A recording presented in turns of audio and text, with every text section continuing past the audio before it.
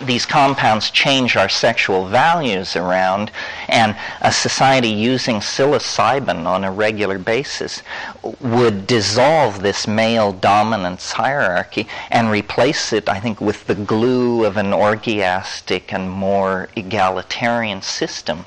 And for a long, long time we lived like that. And in that period when we lived like that, language, music, compassion, love, all the higher values emerged. Well, then, at some point, and for complicated reasons not necessary to discuss, unless you want to, the mushrooms disappeared. And the chemical fix that had been in place for thousands and thousands of years that was suppressing this older male dominant style of behavior just drained out of the system. And suddenly, men were very interested in controlling women's behavior, and the orgies were canceled, and the levels of anxiety began to rise, and people began to think in terms of turf and property and my children and my food.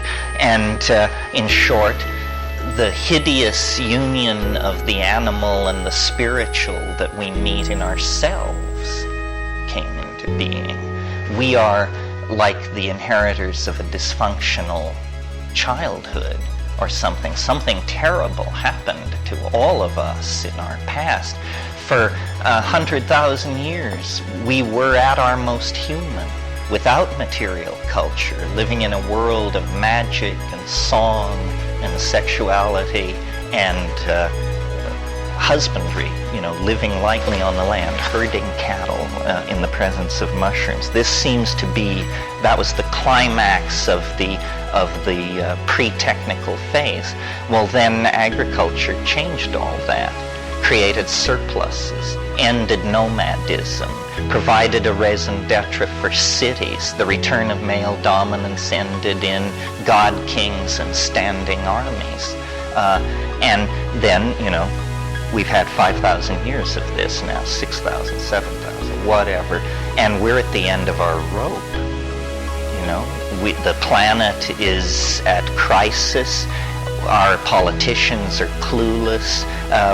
Divine intervention is our best hope, either from flying saucers or the second coming or something. And in the presence of so much obvious, overwhelming difficulty, people are turning more and more toward irrational faiths and just waiting for the Space Brothers to pull us out of this mess.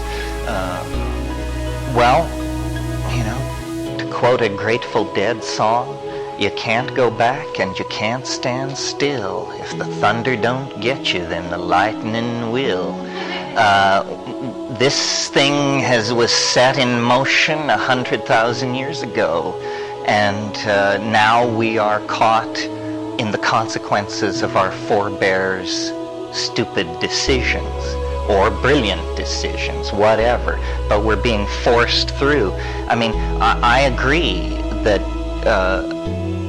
there's a lot of Q-force building up in the society. In other words, vibration. It's almost like as you try to push an airfoil through the sound barrier, as you approach hypersonic velocity, the thing begins to shake.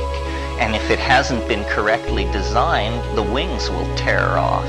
But if it has been correctly designed, the Q force will maximize and then very suddenly plummet, and that's called breaking the sound barrier, and you're through. It's very clear that this culture is revving up to attempt the leap into hyperspace. And it's either going to succeed and we will become unrecognizable to ourselves and scatter through the galaxy as motes of light, or we will fail and probably biology will cancel the R&D division on intelligent life and go back to ground squirrels, chipmunks, and monarch butterflies. That's worked so well for so long.